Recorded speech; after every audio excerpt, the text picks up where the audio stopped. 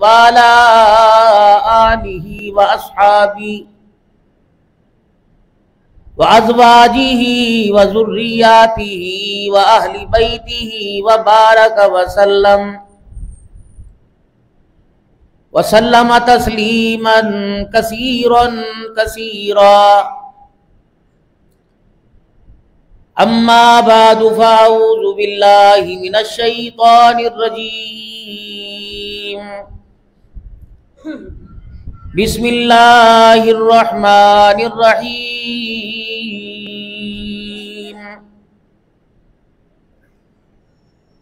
يا أيها الذين آمنوا استعينوا بالصبر والصلاة إن الله مع الصابرين.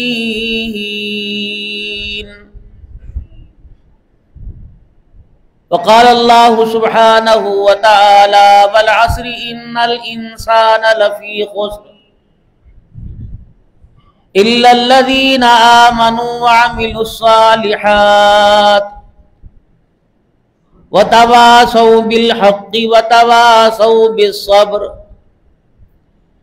وقال الله سبحانه وتعالى لقد كان لكم في رسول الله أسوة حسنة. آمنت بالله صدق الله مولانا العلي العظيم وصدق رسوله النبي الكريم ونحن على ذلك لمن الشاهدين والشاكرين والحمد لله رب العالمين. درود شریف پڑھ لیں. اللہم صلی علی محمد وعلی آل محمد کما صلیت علی ابراہیم وعلی آل ابراہیم انک حمید مجید. اللہم بارک علی محمد وعلی آل محمد کما بارکت علی ابراہیم وعلی آل ابراہیم انک حمید مجید. کرسی لے کے کرسی کا انتہائی واجب الاحترام میرے بزرگوں، عزیز و دوستو، گزشتہ جمعوں میں ہم نواسہ رسول جگر گوشہ بطول سیدنا حسین ابن علی رضی اللہ تعالی عنہ کی کربلا کے میدان میں شہادت اور خاندان اہل بیت اطہار کے چشم و چراغ کے صبر و تحمل کے بارے میں سن رہے ہیں کہ آزمائشوں کا سامنا کرتے ہوئے اور حالات کا مقابلہ کرتے ہوئے صبر و تحمل کا دامن تھامے رکھا اور حق کو پہچان کر اللہ کے راستے میں اپنے مال اور جان کی قربانی دی. اللہ جل شانہ نے انسان کی کامیابی کے جو راز بتلائے ہیں اس میں وَعَمِلُوا الصَّالِحَاتِ اعمال صالح وَتَوَاصَوْا بِالْحَقِّ وَتَوَاصَوْا بِالصَّبْرِ، آپس میں ایک دوسرے کو صبر کا کہتے رہنا اور حق بات کی تلقین کرنا، یعنی صبر کے دامن کو تھامے رکھنا اور حق بات کے آپس میں مذاکرے کرنا کہ اللہ نے انسان کی زندگی کو حالات کے ساتھ جوڑا ہے اور وہ حالات انسان پر آتے ہیں. درود شریف پڑھ لیں ذرا.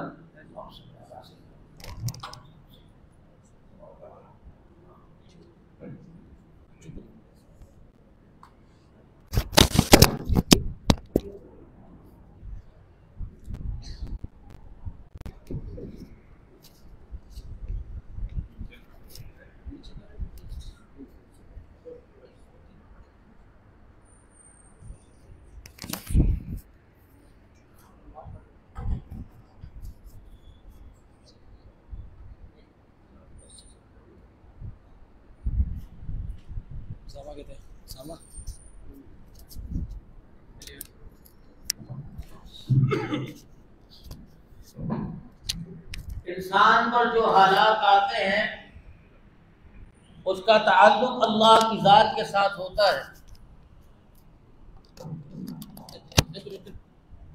اور جو اس وقت انسان پر حالات چل رہے ہیں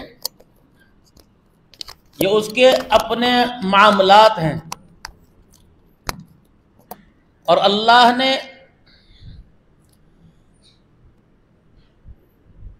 انسان کے حالات کو اپنے امر کے ساتھ جوڑ رکھا ہے۔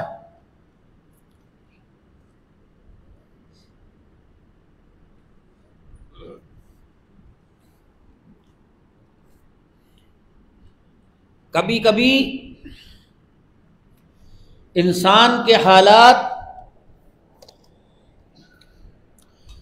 اس کے حق میں ہوتے ہیں،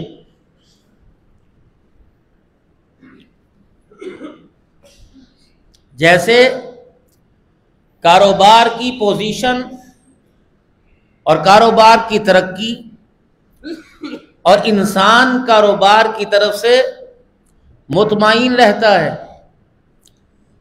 اور صحت کی سلامتی کی طرف سے انسان مطمئن رہتا ہے، اور اولاد کی فرما برداری اور ازواجی زندگی کے اخلاق کی وجہ سے انسان مطمئن رہتا ہے، اور انسان کی ضروریات میں گاڑی اور اس کی ضروریات کے اندر اس کی رہائش اور دیگر معاملات اس کو پرسکون ماحول مہیا کرتے ہیں۔ لیکن اگر حالات کے عین مطابق فیصلے ہوتے تو اس پر موت نہ آتی، اگر حالات کے مطابق فیصلے ہوتے تو اس کا اللہ نہ کرے ایکسیڈنٹ نہ ہوتا یا دوسری کسی پریشانی میں مبتلا نہ ہوتا۔ اب وہ کیا کہتا ہے، یار اچھا والا تھا، صحیح تھا، بالکل پریشانی نہیں تھی، اچانک بی پی شوٹ کر گیا، ڈاکٹر پوچھتے ہوئے آپ نے پریشانی لی، کہا نا جی نا، پریشانی کا ہمارے گھر سے کیا تعلق، میرے سے کیا تعلق، میں تو کبھی پریشان ہوا ہی نہیں۔ یہ اللہ کی بندے پر آزمائش ہوتی ہے۔ وَلَنَبْلُوَنَّكُمْ بِشَيْءٍ، اے میرے بندوں میں تمہیں آزماؤں گا۔ لام اور واو کا اضافہ کیا کہ ہو ہی نہیں سکتا کسی جاندار کو ہم نہ آزمائیں، نہیں آزمائیں تو نہیں صحیح، وگرنہ ضرور بضرور آزمائیں گے، بِشَيْءٍ کسی بھی چیز سے آزما لیں۔ 5 چیزیں تو اللہ نے گنائی ہیں، من الخوف والجوع ونقص من الاموال والانفس والثمرات، یا اس کی کھیتی باڑی سے اڑ چل رہا ہوں، یا اس کی کھیتی باڑی سے یا اس کے مال میں نقصان، یا کھیتی باڑی میں اولاد بھی آئی، اور اس کی جان، والانفسی، اب اس کی جان سے، بھوک سے، اور فقر و فاقے سے، اور خوف سے، کبھی دشمن کا خوف مسلط کر دینا، کبھی بیماری، ہم اسے آزمائیں گے۔ وبشر الصابرین، اللہ جل شانہ نے جتنا آزمائش کو اونچا کیا، اللہ نے خوشخبری بھی اونچی ذات کے ذریعے سنائی، کن کے ذریعے؟ جناب محمد مصطفیٰ صلی اللہ علیہ وسلم کے۔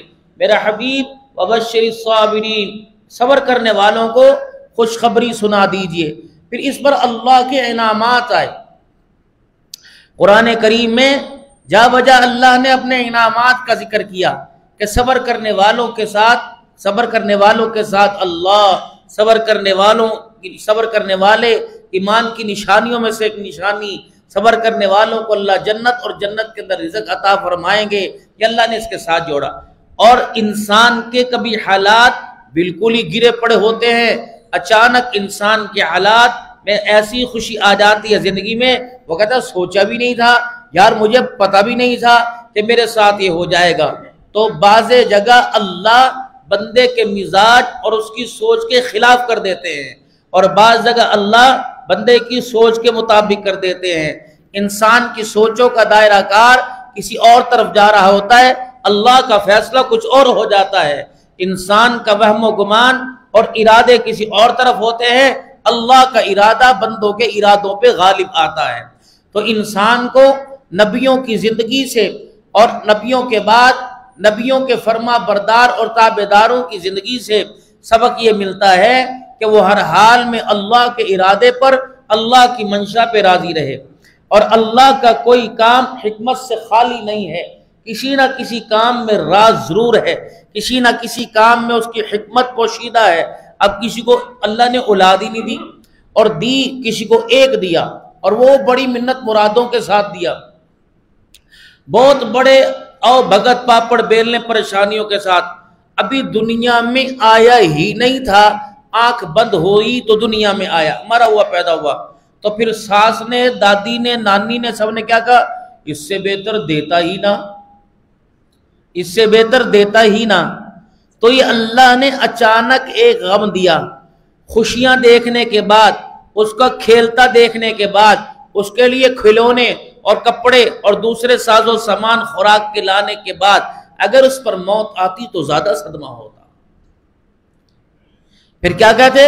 سال گزر گئے، کھلونے اور کپڑے دیکھ کر ہی مرو رہے ہیں، اللہ نے دی دے کے واپس دے، اور کیا پتا وہ آنے والے وقتوں میں کسی جانور کا شکار ہو جاتا اور کسی وبائی مرض کا شکار ہو جاتا، تو اللہ کی دو نعمتیں ایک وقت میں چلی جاتی، ایک پیسہ اور ایک انسان کو دی ہوئی نعمت، یہ بھی انسان کا نقصان ہوتا۔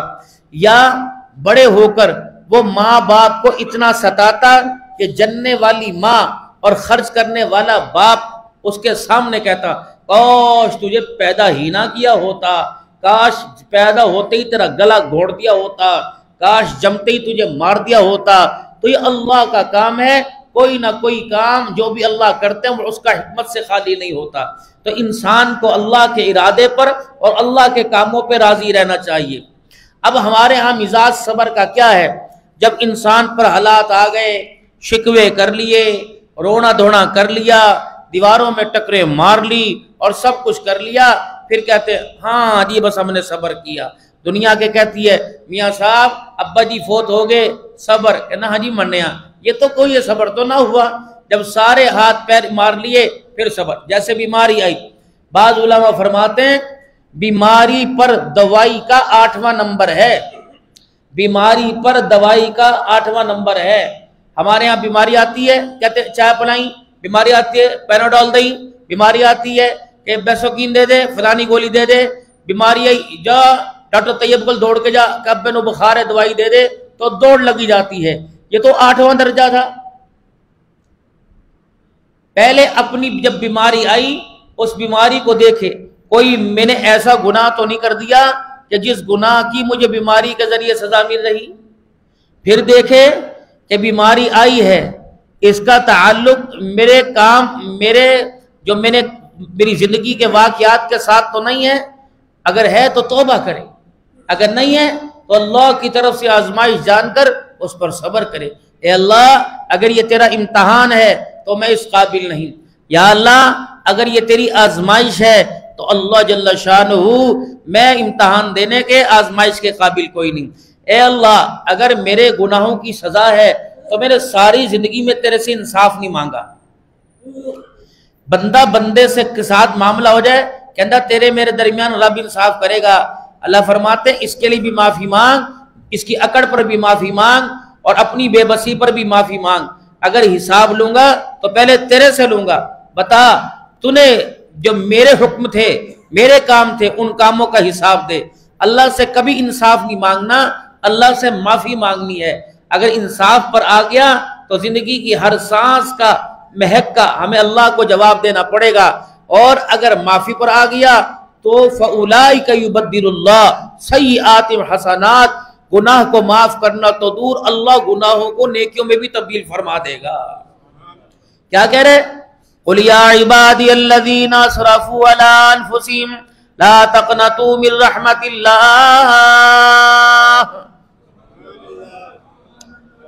کہہ دیجئے میرے بندوں سے، پیغام دیکھو اللہ کس کے ذریعے دے رہے، اس ہستی کے ذریعے اللہ پیغام دے رہے ہیں جس کے شان کو اللہ نے سب سے زیادہ بیان کیا، اس ہستی کے ذریعے اللہ پیغام دے رہے ہیں جس کے مقام کو اللہ نے سب سے زیادہ بلند کیا، اس ہستی کے ذریعے اللہ جل شانہ آپ کو مجھے پیغام دے رہے ہیں جس ہستی کے اللہ جل شانہ نے مرتبے کو سب سے زیادہ بلند کیا.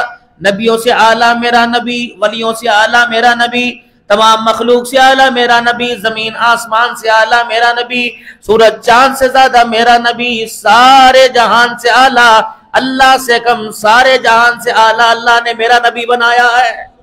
یہ شان ہے میرے نبی کا. مال میں، جان میں، اولاد میں، ولی میں، غوث میں، کتب میں، ابدال میں، پیر میں، فقیر میں، جنوں میں، انسانوں میں، فرشتوں میں میرا نبی تیری شان کا کوئی مقابلہ ہی نہیں کر سکتا ہے. اللہ نے شان بلند کیا. اب جتنی انسان کا جتنا اونچا مقام ہوتا ہے، بندے کے پاس جتنا بڑا عہدہ ہوتا ہے، اس کے پاس کرسی بھی، دفتر بھی، آفس بھی ایسا ہی ہوتا ہے. بندے کے پاس جتنا بڑا مقام ہوتا ہے اتنا بڑا اس کو اتنی بڑا اس کا محل بھی ہوتا ہے، مکان بھی ہوتا ہے. بندے کے پاس جتنا بڑا عہدہ ہوتا ہے ویسی اعلیٰ قسم کی گاڑی ہوتی ہے. یہ کیسے ہو سکتا ہے؟ مقام اللہ اونچا کر دے، بنات کا شام کا شان کم کر دے، مقام اللہ نبی کا اونچا کر دے، ازواج نبی کو اللہ ہولی ہلکی عطا فرما دے. یہ کیسے ہو سکتا ہے؟ اللہ مقام تو نبی کا سارے نبیوں سے زیادہ، عرشی فرشوں سے زیادہ اللہ بلند کر دے، لیکن یار اللہ نبی کو ہلکے گھٹیا عطا فرمائے. اہل سنت والجماعت کا عقیدہ نبی بھی اعلیٰ، نبی کی اولاد بھی اعلیٰ، نبی کی اولاد بھی اعلیٰ، نبی کی ازواج بنات بھی اعلیٰ، نبی کا گھرانہ بھی اعلیٰ، ددیال بھی اعلیٰ، ننہال بھی اعلیٰ، نبی کا مکہ بھی اعلیٰ، نبی کا مدینہ بھی اعلیٰ. نبی کا ایک یار نہیں جس نے حضور کی حیاتی میں آمنہ کے لال کے سامنے کلمہ پڑھ لیا اور اسی کلمے سے دنیا سے چلا گیا تو مان یا مان اللہ نے قیامت کی صبح تک سب کو اعلیٰ بنا دیا ہے. یہ انسان کی سوچ ہے. حضور صلی اللہ تعالی علیہ وسلم کا شان انسان کی سوچ میں نہیں آ سکتا. فرمایا لکھنے والے لکھ کے چلے گئے، لکھنے والے لکھ کے چلے گئے. کتنے دنیا کے اندر خطیب پیدا ہوئے، کتنے واعظین پیدا ہوئے، کتنے مفسر، کتنے محدث پیدا ہوئے، کتنے میرے عزیزوں مورخ پیدا ہوئے، کتنے کاتب پیدا ہوئے، کتنے شعراء فقراء پیدا ہوئے، کتنے دنیا کے اندر خطباء آئے، دنیا کے اندر کتنے سیرت نگار آئے، کتنے کتاب لکھنے والے آئے. کل میں ٹوٹ گئی، ہاتھ تھک گئے، انگلیاں ختم ہو گئی، سیاہی دنیا کی ختم ہو گئی. جس طرح میرا شان کوئی نہیں لکھ سکتا، میرے حبیب کا بھی شان کوئی نہیں لکھ سکتا ہے. جیسے میری شان باقی ہے قیامت کی صبح تک باقی رہے گی، میرا حبیب تیرا مقام بھی قیامت کی صبح تک باقی رہے گا. ما کان محمد ابا احد من رجالکم. وہ عقل کے اندھو تاثورو، تمہیں عقل کیوں نہیں آتی؟ کبھی مسلمہ کذاب کو نبی بنا دیتے ہو، کبھی اسود اصلی کو نبی بنا دیتے ہو، کبھی کسی عورت کو نبی بنا کے کھڑا کر دیتے ہو، کبھی لاہوری کو نبی بنا کے کھڑا کر دیتے ہو، کبھی مرزا غلام احمد قادیانی کو نبی بنا کے کھڑا کر دیتے ہو. اللہ فرماتے ہیں مجھے میری کبریائی کی قسم ہے، نبی تو دور کی بات ہے، آمنہ جیسی ان کی ماں دکھا دے، عبداللہ جیسا ان کا باپ دکھا دے، عبد المطلب جیسا ان کا دادا دکھا دے، فاطمہ جیسی ان کی دادی دکھا دے، علم کے مکے جیسا ان کا شہر دکھا دے، مدینے جیسا ان کا شہر دکھا دے، ان کا جائے مسکن ان کا مقام دکھا دے. اللہ اکبر. سبز رنگ کے روزے جیسا ان کی قبر کا نظارہ دکھا دے، صدیق جیسا ان کا یار دکھا دے، عمر جیسا نبی کا سسر دکھا دے، عثمان علی جیسا نبی کا دماغ دکھا دے، تو مر کے بھی زندہ ہو جائے گا. دنیا کے اندر لاکھ قادیانی پیدا ہوتے رہیں گے، آمنہ کے لال کی جوتی کے تلوے کے نیچے جو مٹی کا ذرہ کروڑواں حصہ آیا اس کا بھی کوئی مقابلہ نہیں کر سکتا ہے. ما کان محمد ابا احد من رجالکم ولکن رسول اللہ وخاتم النبیین وکان اللہ بکل شیء علیما. ختم نبوت کا اتنا نازک مسئلہ ہے، ختم نبوت کا میرے عزیزو اتنا اونچا مسئلہ ہے، اتنا باریکی والا مسئلہ ہے. اگر حضور کی ختم نبوت کے بعد کوئی معاذ اللہ نبوت کا دعویٰ کرے اور وہ یوں کہے کہ میں اللہ کا نبی ہوں مجھے مانو، حضور صلی اللہ علیہ وسلم کے بعد نبوت کا دروازہ بند نہیں، اللہ نے میرے سر پہ نبوت کا تاج رکھا. ہم اس سے یہ پوچھیں گے تیرے پاس نشانی کیا ہے، ہم اس سے پوچھیں گے تیرے پاس دلیل کیا ہے، ہم اس سے پوچھیں گے کوئی ایسی بات بتا جو تیرے نبی ہونے کی تصدیق کرے. علماء اکرام نے لکھا جو دوسرے نبی کی نشانی اور اس کی تصدیق بھی پوچھے گا وہ بھی اسلام سے خارج ہو جائے گا، وہ بھی کافر ہو جائے گا. یہ اتنا نازک مسئلہ ہے حضور صلی اللہ علیہ وسلم کی ختم نبوت کا. کسی کی کرامت کو دیکھ کر میرے عزیزو کسی کی زندگی سے واقعہ رونما ہوا، اس کو دیکھ کر میرے محترم دوستوں بزرگوں وہ نبی نہیں بنتا۔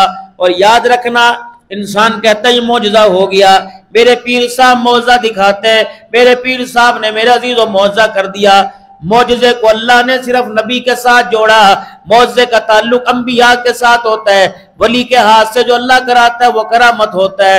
عیسیٰ علیہ السلام کو اللہ جل شانہ نے معجزہ عطا فرمائے۔ عیسیٰ علیہ السلام اندھے کی آنکھوں پر ہاتھ رکھا کرتے، اندھا میرے عزیزوں آنکھوں کی بینائی پا جاتا، آپ مادرزاد کوڑ والے کو ہاتھ پھیرتے، اللہ جل شانہ کے حکم سے کوڑ والا ٹھیک ہو جاتا۔ کسی قبر کے پاس کھڑے ہو کے کہتے قم بِإِذْنِ اللَّهِ، مردہ قبر سے باہر نکل آتا۔ عیسیٰ علیہ السلام میرے عزیزوں قبرستان چلے گئے اور جا کر کہا قم بِإِذْنِ اللَّهِ، اللہ کے حکم سے کھڑا ہو جا۔ قبر سے مردہ باہر آ گیا۔ عیسیٰ علیہ السلام کہنے لگے تیرے سے پوچھو کچھ بتائے گا؟ کہ تو کون ہے، کتنی عرصے سے دنیا سے چلا گیا؟ کہ میرا نام سام ہے، میں نوح علیہ السلام کا بیٹا ہوں، دنیا سے کب رخصت ہوا؟ کہنے لگا ہزاروں سال مجھے دنیا سے چلے گزر گئے۔ فرمایا میں تیرے سے زندگی کی تابانی نہیں پوچھتا، میں تیرے سے زندگی کا معاملہ نہیں پوچھتا، کیا کھایا تھا، کیا پیا تھا، کہاں رہا تھا، کہاں جاگا تھا، کہاں سویا تھا، بلکہ یہ بتا اسرائیل علیہ السلام آئے، جب آ کر تیرے اندر ہاتھ ڈالا اور روح قبض کرنے لگے، اس وقت تیرے منہ کا ذائقہ کیسا تھا؟ اس وقت تیری زندگی کی سانسوں کا تار ٹوٹا، بتا تیرے وجود کا حصہ کیا تھا؟ کہو لوگو مجھے زیادہ تو پتا کوئی نہیں، اے خدا کے پیغمبر جب میری روح نکلی موت کے وقت منہ میں ایسی کڑواہٹ آئی تھی، مجھے مرے ہوئے 1000 سال گزر گئے، آج تک منہ سے کڑواہٹ ہی نہیں گئی ہے۔ یہ پیغمبر کی اولادیں ہیں بھائی۔ انسان کہتا ہے چلو ٹھیک ہے بندہ گناہگار ہے، نسبت کا خیال ہوتا ہے، نسبت ہے پیغمبر سے گو کہ ایمان والے نہیں تھے کچھ۔ یا تو میرے دوستوں بزرگوں حضرت ابو ذر غفاری رضی اللہ تعالی عنہ سیدہ فاطمہ الزہرا رضی اللہ تعالی عنہ کے جنازے میں پیش تھے۔ بعض علماء اکرام نے لکھا ان کے ہاتھ میں لاٹھی ہوا کرتی تھی، ان کا لقب تاریک دنیا تھا۔ رسول اللہ صلی اللہ علیہ وسلم کے زمانے میں اور آپ کے بعد دنیا کو پسند نہیں کرتے تھے، سونا چاندی کسی کے پاس ہوتا سوٹی لے کے اس کے پیچھے پڑ جایا کرتے تھے کہ اللہ کے راستے میں خرچ کر۔ ایک جوڑے سے زیادہ، بعض علماء اکرام نے فرمایا کہ 3 کپڑوں سے زیادہ یہ اگر کسی کے پاس دیتے تو اس کے پیچھے پڑ جاتے اور کہا کرتے فالتو چیز اللہ کے راستے میں دے دے۔ سیدنا عثمان غنی رضی اللہ تعالیٰ عنہ کے زمانے میں لوگوں نے آ کر شکایت کر دی ابو ذر غفاری رضی اللہ تعالیٰ عنہ تو ہمارے سر چیز چڑھائے گا۔ آپ کے کہنے پر زبدہ کے مقام پر ابو ذر غفاری رضی اللہ تعالی عنہ کا اللہ اکبر مقام کر دیا گیا، دنیا سے دور آپ کا پڑاؤ کر دیا گیا۔ ابو ذر غفاری رضی اللہ تعالی عنہ سیدہ فاطمہ الزہرا رضی اللہ تعالی عنہ کے جنازے میں پیش تھے۔ جب جنازہ مدینے کی گلیوں سے گزرا اور قبرستان میں جنت البقیع میں آپ کے ابا جان کے روضہ انور کی چھاؤں میں آپ کو دفن کرنے لگے، تب ابو ذر غفاری رضی اللہ تعالی عنہ آگے بڑھے اور اپنی لاٹھی کو لے کے قبر کے اندر ٹیک دیا اور کہنے لگے اے قبر تجھے پتہ ہے آج تیرے اندر کون سمانے والا ہے، آج تیرے اندر کون آنے والا ہے؟ تجھے پتہ ہے یہ آمنہ کے لال کی سب سے لاڈلی بیٹی سیدہ فاطمہ الزہرا، اس کے بیٹوں کا نام حسین اور حسن ہے، اس کے ابا کا نام محمد مصطفیٰ آخری اللہ کا نبی ہے، یہ خدیجہ الکبریٰ کی گودی میں کھیلنے والی اس کی بہن زینب رقیہ ام کلثوم ہے۔ اے فاطمہ اے قبر ذرا خیال کریو، اے قبر ذرا خیال کرنا، اس کے آنے کا خیال کرنا، اس کے رہنے سہنے کا ذرا خیال کرنا۔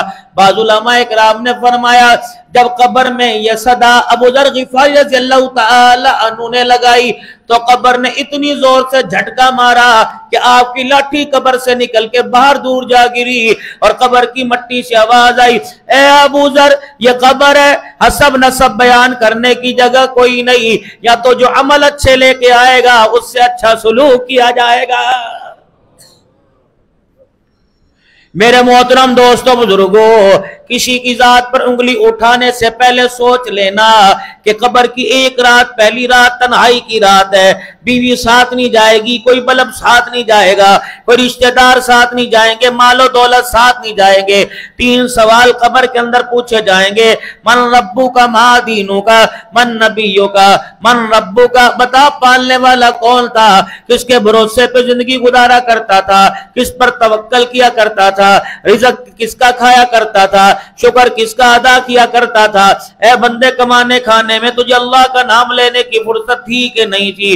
मोहतरम दोस्तों, बुजुर्गों, दिल पर जंग जमा हुआ, दिल पर गर्दो गुबार हटा हुआ, मेरे अजीजों, बदआत का, रसूमात का, शिरक का, खुदा की नाफरमानी का गिलाफ चढ़ा हुआ है। इसलिए कहा जाता है कि अल्लाह अल्लाह की जरब लगा लिया करो, दिन रात में 150 मरतबा अल्लाह अल्लाह कर लिया करो, अल्लाह के हुक्मों की ताबेदारी कर लो, हजरत मोहम्मद अरबी सल्लल्लाहु अलैहि वसल्लम के मुबारक तरीकों की ताबेदारी कर लो, वगरना मेरे अजीजों, अल्लाहु अकबर। फरिश्ते मिशकात शरीफ की हदीस है, ऐसी हालत के अंदर आते हैं कि उनकी आंखों से मेरे अजीजों, अल्लाहु अकबर, ऐसी हैबत तारी होती है। हाथ के अंदर उनके मेरे अजीजों एक गुर्ज होता है, अल्लाहु गनी। मेरे अजीजों, बाज़ जगह फरमाया, आग के शोले, अल्लाहु अकबर, आंखों से ज़ाहिर, चेहरे पर हैबत होती है। और मैयत से पूछते हैं, बता तेरा रब कौन है? मैयत डर के कहती है, मुझे लगता है तू ही मेरा रब है।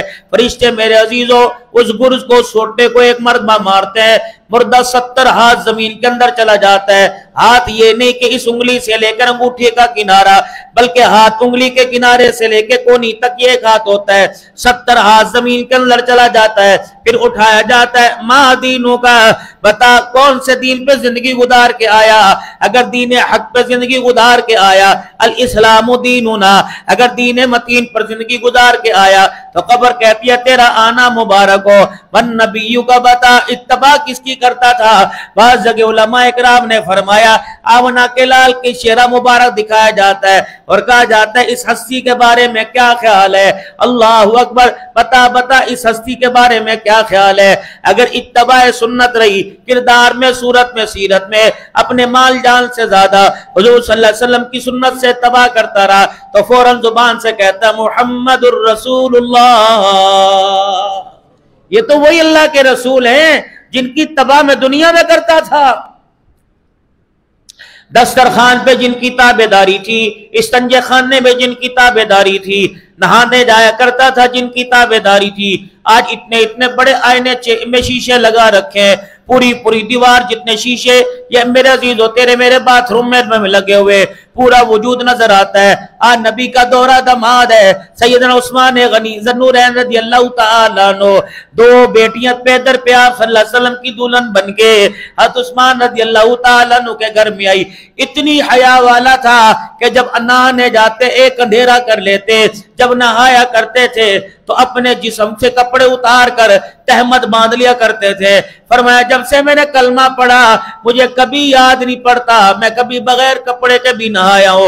और रसूलुल्लाह सल्लल्लाहु ताला अलैहि वसल्लम ने अपना दायां हाथ बैत रिजवान के मौका पर यूं हाथ अपने हाथ पे रखा था जब सैयदना उस्मान गनी रज़ियल्लाहु ताला अन्हु सफीर रसूल सल्लल्लाहु अलैहि वसल्लम बनकर मक्के पाक में गए थे। आप हुदैबिया के मकाम पे ठहरे थे कि अल्लाह का नबी अपनी जमात के साथ आना चाहता है तो मुझे उम्रा करने की इजाजत दे दो। तो हजरत उस्मान गनी की यारी मक्के में बहुत थी तो कहने लगे उस्मान तू उम्रा कर ले, बैतुल्लाह का तवाफ कर, यहाँ नमाजें पढ़, तुझे कोई रोक टोक नहीं लेकिन तेरे नबी को आने की इजाजत नहीं देंगे। हजरत उस्मान गनी फरमान लगे वो इबादत इबादत नहीं जिसमें आमना का लाल शामिल ना हो, जिसमें आमना के लाल की ताबेदारी ना हो।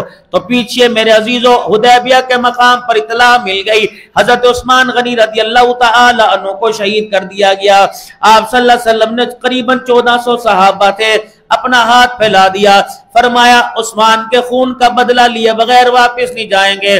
बताओ कौन कौन मेरे हाथ पर उस्मान का बदला लेने के लिए मक्के वालों से बदला लेने के लिए कौन मेरे हाथ पे बैत करेगा? تو سارے صحابہ نے حضور کے ہاتھ پہ ہاتھ رکھا، تو رحمت والے نبی نے اپنا ہاتھ دایاں پکڑا اور صحابہ کے ہاتھ پہ ہاتھ رکھا، اور آپ نے فرمایا یہ ہاتھ عثمان غنی کی طرف سے ہے کہ جس طرح تم نے میرے ہاتھ پہ بیعت کی، اللہ کے رسول صلی اللہ علیہ وسلم کے ہاتھ پر عثمان غنی نے بیعت کی۔ جبرائیل جلدی جلدی آئے کہ یا رسول اللہ، اللہ فرما رہے کہ نیچے تیرا ہاتھ ہے، سب سے اوپر خدا کا ہاتھ ہے۔ صحابہ کو اللہ نے محفوظ کر دیا۔ اگر آمنہ کے لال کے دامن میں صحابہ آ گئے تو قیامت کی صبح تو خدا کی رحمت میں کے سائے میں بھی صحابہ آ گئے ہیں۔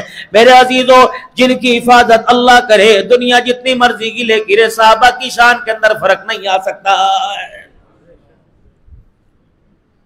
قرآن کریم نے اس بیعت کا قرآن کریم میں اللہ نے ذکر فرمایا، لقد رضی اللہ عن المؤمنین اذ یبایعونک تحت الشجرہ، تحقیق اللہ ان سب سے راضی ہو گیا۔ تم کہتے ہو سارے صحابہ سے اللہ ناراض تھا، اللہ 1400 کا اعلان کر رہا ہے، تحقیق اللہ سب سے راضی ہو گیا جنہوں نے اس درخت کی چھاؤں میں، اس کی کرکی درخت کی چھاؤں میں آپ صلی اللہ علیہ وسلم کے ہاتھ پر بیعت کی تھی، اللہ ان ساروں سے راضی ہو گیا۔ یہ اسلام اور دین اسلام کی سربلندی کا معاملہ نہیں تھا، یہ کفر کو مٹانے، اسلام کے پھیلانے کا واقعہ نہیں تھا، یہ اللہ کے نبی نے بتایا، او لوگوں 14 صدیوں کے بعد میرے یاروں پر انگلی نہ اٹھانا، محمد اپنا حق اپنا خون کا، اللہ اکبر، اپنا خون بھی عثمان کے غنی پر قربان کر رہا ہے۔ وہ لوگوں 1400 صحابہ ایک محمد کے صحابی کی وکالت کرتے ہوئے وفاداری نبھا رہے۔ کلمہ پڑھنے والوں تم بھی صحابہ کے گلے نہ کرنا، اللہ اللہ فی اصحابی لا تتخذوہم من بعدی غرضا۔ اوے لوگوں، میں دنیا سے جاتا ہوا تمہارے آگے ہاتھ جوڑ کے جا رہا ہوں، تمہاری منت کر کے جا رہا ہوں، خبردار میرے جانے کے بعد میرے صحابہ کے بارے میں بری زبان نہ کھولنا۔ تمہیں کیا پتہ ان کا مقام اور شان کیا ہے؟ اللہ نے ان کے شان کو اللہ نے بلند فرما دیا۔ تو کسی کا گیلا لے کے قبر کے اندر نہیں جانا، اور اصحاب رسول بہت اونچا مقام ہے، سوچ سمجھ کے ان کے بارے میں بولا کرو۔ تو قبر کی پہلی رات میرے محترم دوستوں بزرگوں، اپنی زندگی کو سنوارنا، اپنی زندگی کو قیمتی بنانا، کسی کا گلہ قبر کے اندر لے کے نہیں جانا۔ حدیث پاک میں آیا، اللہ اکبر، نافرمانوں کو قبر کی دونوں دیواریں اتنی تنگ ہو کے بھیجتی ہیں، حضور صلی اللہ علیہ وسلم نے ارشاد فرما دیا کہ دونوں پسلیاں یوں کر کے دائیں بائیں طرف انگلیاں آپ نے ہاتھوں کی ڈال کے فرمایا کہ دونوں پسلیاں دائیں بائیں ایسے پسلیوں کے اندر جڑ جاتی ہیں، اللہ اکبر۔ اور جب قبر کے سوالوں میں ناکام ہوتا ہے تو کیا کہتی ہے، اوے اللہ کے نافرمان، جتنے زمین کے اوپر چلتے تھے میں تجھے روزانہ آوازیں دیا کرتی تھی، جتنے زمین کے اوپر چلتے تھے اور سب میں تو مجھے اللہ کا بندوں میں سب سے برا لگتا تھا، اور میں کہتی تھی ایک مرتبہ میرے پاس آ جا، ایسا جھٹکا دوں گی کہ دنیا کی ساری لذتیں ختم کر کے رکھ دوں گی۔ اور نیک آدمی جب قبر کے اندر جاتا ہے، جس کا اللہ اللہ کا ترانہ زبان پہ ہوتا ہے، قبر کہتی ہے روزانہ تجھے آواز دیا کرتی تھی، اے اللہ کے بندے، جتنے زمین پر چلتے ہیں سب سے اچھا تو مجھے لگتا تھا، آج میرے اندر آ جا۔ کیا ماں کی گود کے اندر پیار ملا کرتا تھا جو آج میں تجھے وہ پیار عطا فرماؤں گی۔ بعض میت ایسے ہیں کہ ان کی تدفین پر ان کو قبر میں اتارا جاتا ہے، اللہ دوسروں کا عذاب قبر معاف فرما دیتے ہیں۔ تو انسان پہلے پڑھے کہتے تھے پہلے سوچے پھر بولے۔ بعض صحابہ اکرام رضوان اللہ تعالی علیہ مجمعین تو اپنے منہ میں روڑا پتھر رکھ لیا کرتے تھے، ایک مہینہ کسی سے بات ہی نہ کیا کرتے تھے، اور ڈر کے کہا کرتے تھے، اللہ کے رسول صلی اللہ علیہ وسلم نے فرما دیا زبان کا بول اتنا بھاری ہے کہ اللہ جل شانہ کو ایک ایک بول کا جواب دینا پڑے گا۔ کسی کی ہتک نہیں کرنی، کسی کے ساتھ مذاق نہیں کرنا، ایسا مذاق جو اس کی بےزتی کا، ایسا مذاق اس کی جو ذلت کا سبب بنے۔ مرتا کیا نہ کرتا، غریب تو امیروں کی محفل میں مسکرا دے گا، کی کہے گا صاحب جی نے بڑے جو ہے مائی باپ جو ہے جو کر سکتے نے کر سکتے۔ اللہ فرماتے ہیں اے تیرے مائی باپ نے، میرے تو مائی باپ کوئی نہیں۔ وَتَوَاسَوْا بِالْحَقِّ وَتَوَاسَوْا بِالصَّبْرِ۔ امامنا کے لال مدنی کریم صلی اللہ علیہ وسلم پر کیسے کیسے حالات آئے، آپ کی بیٹیوں کو اکٹھے ابو لہب کے بیٹوں نے محترم دوستوں بزرگوں اکٹھے طلاق دے دی. جب حضور صلی اللہ علیہ وسلم نے اعلان فرمایا لا الہ الا اللہ، او لوگو اللہ ایک ہے، وحدہ لا شریک ہے، اس کے علاوہ دنیا کے اندر کوئی ایسا نہیں جس کی عبادت کی جائے. تو ابو لہب مکے کا سردار تھا، اسے بڑا غصہ آیا. اس نے اپنے جوان بیٹوں سے کہا میرے سے رشتہ رکھو گے یا آمنہ کے لال سے رشتہ رکھو گے؟ انہوں نے کہا ابا بتا کہ تمہارے ماں باپ کے بنائے ہوئے اور ہمارے ہاتھوں کے بنائے ہوئے معبودوں کو برا کہتا ہے، جاؤ جا کے تم نہیں بھٹک آؤ. یہ دونوں آئے اور دونوں نے آ کے کہا محمد اگر تو ہمارے رب کی مخالفت نہیں چھوڑے گا تو ہم تیری بیٹیوں کو طلاق دیتے ہیں. اور ایک بدبخت نے تو آپ صلی اللہ علیہ وسلم کے سامنے زمین پر تھوک دیا، ایسا جیسے حضور کے چہرے کی طرف تھوکا ہو. حضور صلی اللہ علیہ وسلم کے آنکھوں سے آنسو نکل آئے. اوے لوگوں اپنی ذات پر مار پڑی، چمڑے ادھڑے، اپنی ذات پہ جب پتھر پڑے بددعا نہ کی. جب معاملہ بیٹی کا آیا تو آنکھوں سے آنسو نکل آئے، آسمان کی طرف منہ کیا، یا اللہ دل کو جو جوڑ کے رکھ دیا، دل کو مروڑ کے رکھ دیا، میری بیٹیوں کو طلاق دے کے چلے گئے. الہ العالمین کوئی جہنم میں سے ایسا کتا بھیج دے الہ العالمین جو ان کا ضمیر پر قیمہ کر کے رکھ دے. ابو لہب کو پتہ لگا حضور صلی اللہ علیہ وسلم نے میرے بیٹوں کو بددعا دے دی. رب اکبر کی قسم اس کے بعد مال کی اور جان کی اتنی حفاظت نہیں کرتا تھا جتنی اپنی اولاد کی حفاظت کرتا تھا. لوگ پوچھتے بہادر ہے عقل کر کیا ہوا؟ کہتا تھا تمہیں پتہ نہیں آمنہ کے لال نے میرے بچوں کو بددعا دے دی. سورج چاند ستارے جگہ چھوڑ سکتے ہیں، اس کی زبان سے جھوٹ نہیں نکل سکتا. ہر قافلے میں جاتا تو ساتھ لے کے جاتا، اور ساتھ لے کے جاتا. جب قافلے کا کہیں پڑاؤ ہوتا تو سارے قافلے والوں کا سامان ایک جگہ ڈھیر کرتا، اس ڈھیری کے اوپر اپنے بچوں کو سلاتا. اللہ اکبر. ایک دن قافلے کے ساتھ گیا اور اپنے بچوں کو لے کے گیا اور وہاں جا کر اپنے بچے کو مال کی ڈھیری کے اوپر سلایا. دنیا کے اندر اللہ کے جتنے درندے پیدا کیے ہوئے، جانور پیدا کیے ہوئے، ان درندوں نے حضور صلی اللہ علیہ وسلم کی آنکھوں کا دکھڑا سنا، آپ کی آنکھوں کے آنسو دیکھے کہ الہ العالمین آمنہ کے لال کے منہ سے جو بددعا نکلی یہ ذمہ داری ہمیں عطا فرما دے. اللہ جل شانہ نے ایک شیر کا انتخاب کیا، ایک بھیڑیے کا انتخاب کیا. اللہ جل شانہ ہماری ڈیوٹی لگ گئی. فرمایا پہچانو گے کیسے؟ تمہیں کیسے پتہ لگے گا خدا کی مخلوق میں ابو لہب کی اولاد کون ہے؟ الہ العالمین جس منہ سے تیرے نبی کی اولاد کو، جس منہ سے تیرے نبی کو گالی دی تھی، اس کے منہ کی گندی ہوا ہماری ناک کی نتھوں تک پہنچا دے. اللہ اکبر. ہوا کو حکم ہوا جب ابو لہب کا بیٹا سانس لے گا تو اس کی منہ کی ہوا کو، اس کی منہ کی ہوا کو، اس کے سانسوں کی گندی ہوا کو لے کر اس درندے کی ناک تک پہنچا دینا. رب اکبر کی قسم ہے دنیا نے نظارہ دیکھا، سانس ابو لہب کے بیٹوں نے لیا، بیٹے نے لیا، ہوا نے یہ جھونکا پیغام لے کے شیر کی ناک کی نتھوں میں پہنچایا. مجمع کے اندر سے جنگل سے چھلانگے مارتا ہوا، ڈائی مارتا ہوا، دھاڑتا ہوا آیا اور ایک لمحے کے اندر ابو لہب کے بیٹے کو چیر پھاڑ کر کے رکھ دیا. اور وہ اس کی بیوی جو اب رسول اللہ صلی اللہ علیہ وسلم کی چاچی تھی، ابو لہب نبی کا چاچا لگتا تھا. اللہ کا قرآن کہتا ہے اللہ اکبر تبت یدا ابی لہب وتب ما اغنی عنہ مالہ وما کسب سیصلی نارا ذات لہب وامرأتہ عورت حمالۃ الحطب فی جیدہا حبل من مسد. یہ آپ کی چاچی جنگل سے لکڑیاں اٹھا کے لاتی اور حضور کے رستے میں بچھا دیا کرتی تھی اور آپ صلی اللہ علیہ وسلم کے رستے میں رکاوٹ پیدا کیا کرتی تھی. اور یہ وہ ابو لہب تھا جس نے آپ صلی اللہ علیہ وسلم کو طرف دیکھ کر جب آپ نے اپنی چادر مبارک ہلائی، فاران کی چوٹیوں میں آپ نے چادر مبارک ہلائی، اور عرب کے اندر جب کوئی چادر کو ہوا میں فضا میں بکھیرتا تو میرے عزیز و ہنگامی کسی پیغام کی اطلاع مل جاتی. لگتا تھا کوئی ہنگامی پیغام ہے تو سارے مکے کے لوگ جمع ہو گئے اور آپ نے فرمایا کم لبثت فیکم عمری، اے لوگو میں نے کتنا عرصہ تمہارے اندر گزارا. لوگ کہتے تھے کملی والے تو نے 40 سال گزارے. آپ فرماتے تھے حل وجدت صادقا او کاذبا، بتاؤ تم نے اتنے عرصے میں مجھے سچا پایا جھوٹا پایا؟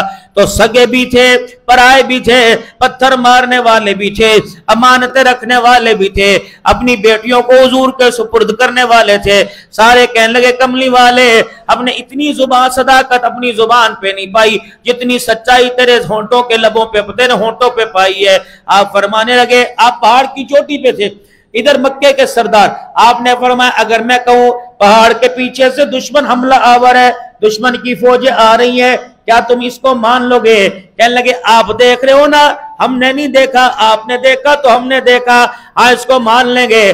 آپ نے فرمایا ہنگامی خبر تم اس کو مانو گے، پھر میں وہ بڑی خبر لے کے آیا جو تمہیں دنیا آخرت کے عذابوں سے نجات دے دے۔ آپ نے فرمایا یا ایھا الناس، اے لوگو، قولوا لا الہ الا اللہ تفلحو، او لوگو کلمہ پڑھ لو، اللہ کو ایک مانو، کامیاب ہو جاؤ گے۔ بس میرے عزیزو، قوم کے ہاتھ میں جو چیز آئی انہوں نے آؤ دیکھا نہ تھا، نہ ہاں نہ نہ، پتھر پکڑے حضور کی طرف مارنا شروع کر دیے۔ سب سے پہلا پتھر نبی کے چاچے نے مارا۔ محترم دوستو بزرگو، تم بھی پیر محل چکوک مضافات میں رہتے ہو، غیر جتنے گلا کرے لیکن اپنا چھوٹی سی بات کر دے برداشت نہیں ہوتا، کلیجہ کاٹ کے رکھ دیتا ہے۔ سارے نبی کے چچے حضور کے مخالف ہو گئے، آپ کی چاچیاں مخالف ہو گئی۔ ابو لہب آگے بڑھا اور ہاتھ میں پتھر لے کے تب اللہ کا یا محمد لہذا جمعتنا، اے محمد تیرا ہاتھ ٹوٹ جائے، اس لیے تو نے ہمیں یہاں جمع کیا تھا۔ مالک کائنات کو غصہ آیا، اللہ نے پوری کی پوری صورت مذمت میں اتاری، فرمایا تبت یدا ابی لہب وتب، اے بدبختہ تو کہتا ہے نبی کا ایک ہاتھ ٹوٹ جائے تیرے دونوں ہاتھ ٹوٹ جائے، اور ابو لہب تیرے دونوں ہاتھ ٹوٹ گئے۔ خبردار او میرے نبی پر زبان کھولنے والوں، میرے نبی پر ہاتھ اٹھانے والوں، جہنم کی آگ میں تب بچے گا جب دنیا کے اندر، جہنم کی آگ میں تب جلے گا جب دنیا کے اندر اسے بچایا جائے گا۔ جس نے نبی پہ بھونکا، کسی کو اللہ نے کتے جیسا بنا دیا، کسی کو سور بنا دیا، معلوم ہوا وہ اپنی شان میں اعلیٰ، وہ اپنی شان میں گستاخی برداشت نہیں کرتا، وہ اپنی شان کی توہین برداشت نہیں کرتا۔ فرمایا آمنہ کا لال، جب تیرے ابے کے، تیرے دادے کے، وہ مجھے جملے یاد ہے، جب تیری اماں تیرے ابا سے آپ کو ملانے کے لیے مکہ مدینے چلی گئی تھی، اماں بھی آپ کے ابا کے ساتھ وہیں رہ گئی۔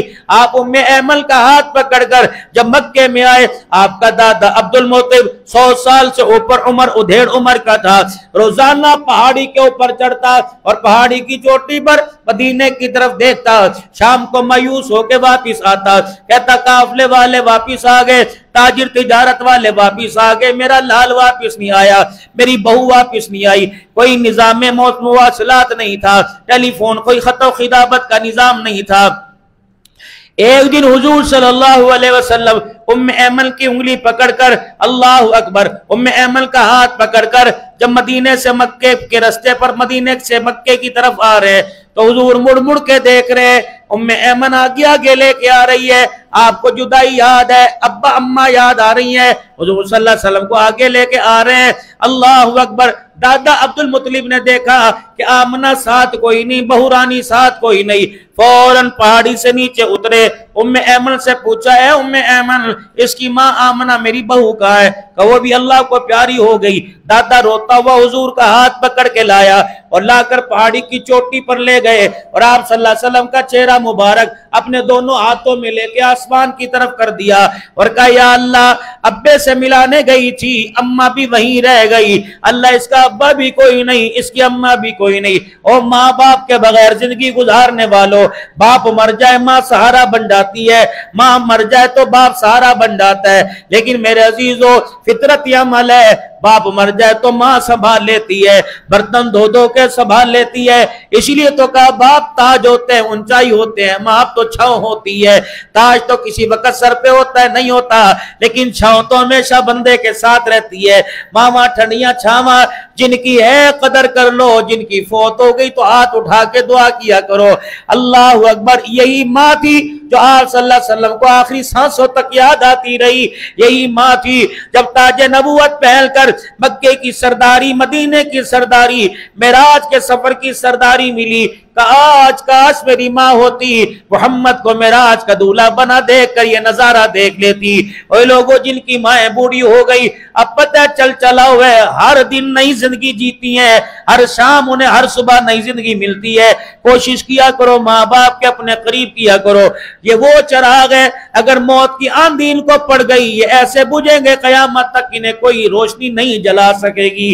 آپ صلی اللہ تعالی علیہ وسلم کے دادا جان نے اپنے پوتے کا یوں کر کے چہرہ پکڑا اور آسمان کی طرف کیا کہ یا اللہ اس کی اماں بھی کوئی نہیں، اس کا ابا بھی کوئی نہیں، اور سانسیں روزانہ میری بھی ٹوٹتی ہیں، اللہ میں محمد کو تیرے حوالے کر کے جا رہا ہوں۔ اللہ کریم نے قرآن کریم میں اعلان فرما دیا، اے محبوبہ پریشان نہ ہو، والضحیٰ واللیل اذا سجا ما ودعک ربک وما قلی وللآخرۃ خیر لک من الاولی ولسوف یعطیک ربک فترضی الم یجدک یتیما فآوی۔ جب سبحان الذی اسری بعبدی کی آیتیں آئی، جب میرے عزیز ما کان محمد ابا احد کی آیتیں آئی، جب الم نشرح لک صدرک کے سینے کی تعریفیں آنے لگی، ورفعنا لک ذکرک کے پیغام آنے لگے، فرمایا محمد وہ وقت یاد ہے جب ماں باپ کے سائے اٹھ گئے تھے۔ پتہ ہے سائے اٹھانے میں حکمت تھی، سائے پسند نہ آئے پروردگار کو، بے سایہ کر دیا اس سایہ دار کو۔ محبوبہ دنیا کہہ رہی یتیم ہے تیرا کچھ نہیں بچے گا، میں نے اسی وقت اعلان کر دیا تھا جب تک میری خدائی رہے گی محمد کائنات ختم ہونے تک تیری مصطفی رہے گی، جہاں جا کا میں رب العالمین وہاں کا تو رحمت للعالمین، میں محمد خدائی میں یکتا تو مصطفی میں یکتا، میری ذات بھی اعلیٰ تیری ذات بھی اعلیٰ، جس طرح میرا شان ختم نہیں ہوگا قیامت تک تیرا شان بھی بلند ہوتا رہے گا۔ ورفعنا لک ذکرک، اے کملی والا جنہیں قرآن پڑھنا آئے گا وہ قرآن پڑھ کے تیری شان کے ذکر کریں گے، جنہیں نعت پڑھنی آئے گی وہ نعت پڑھ کے تیری شان کا ذکر کریں گے، اور میرے محبوبہ جنہیں کچھ بھی نہیں آئے گا میں لوگوں کے ایمان کی بلندی کے لیے، ان کے ایمان کی ترقی کے لیے، ان کے سینے کی محبت کا ان کی زبانوں پر اظہار کرنے کے لیے ایک ایسا نعرہ ان کی زبانوں پہ لاؤں گا جو قیامت کی صبح تک گونجتا رہے گا۔ وہ نعرہ کون سا ہے کہ تاج و تخت ختم نبوت، سبحان تاجدار ختم نبوت، تاجدار ختم نبوت، تاجدار ختم نبوت۔ جن ہاتھوں نے حضور کے ہاتھوں سے حوض کوثر کا جام لینا ہے وہ ہاتھ بلند کر کے کہے تاجدار ختم نبوت، تاجدار ختم نبوت، تاجدار ختم نبوت، تاجدار ختم نبوت۔ نعرہ تکبیر، شان صحابہ، شان اسلام، دو دفعہ کہہ دو بڑی شان والے، محمد ہمارے، محمد ہمارے، محمد ہمارے۔ اللہ شان بیان کرنے سننے کی توفیق دے اور عمل کرنے کی بھی توفیق عطا فرمائے۔ وآخر دعوانا الحمدللہ رب العالمین۔ سنتیں پڑھ لیں۔